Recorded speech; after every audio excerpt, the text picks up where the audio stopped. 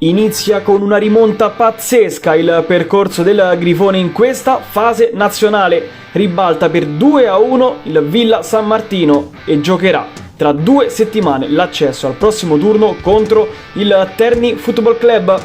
Parte meglio la squadra di Greco con questa combinazione tra Scribano e Serpente. Pallone dentro 0, calcio altissimo.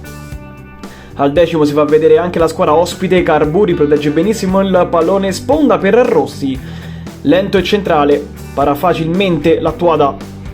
Al 18° sbaglia qui la difesa rosso-blu. Carboni per il Villa San Martino, infila il portiere la Tuada e sblocca il match 0-1.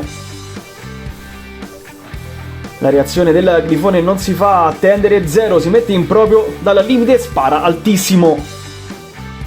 Al 36° la più grande chance del primo tempo per la squadra rosso-blu. Scribano, Serpente, Cinciu mette dentro Scribano, la risposta di Veri. Nella ripresa piove sul bagnato per il Grifone.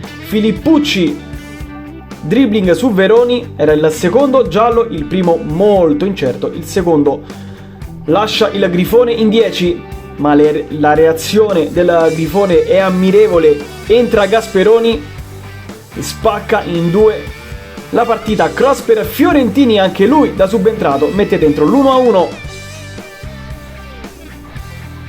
4 minuti dopo Notarianni dalla tre quarti ancora sposta il pallone sulla sinistra per Gasperoni, si intrufola in area di rigore, il pallone rimbalza sul braccio di Azil, rigore per il Grifone. Sul punto di battuta c'è il Bob Fabiano Serpente, 27 in stagione per il centrocampista di Giovanni Greco, fa 2-1.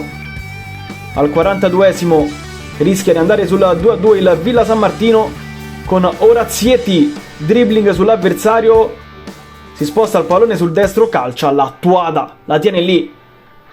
Dopo 6 minuti di recupero finisce il match, il Grifone si aggiudica la prima partita del triangolare vincendo in rimonta per 2-1.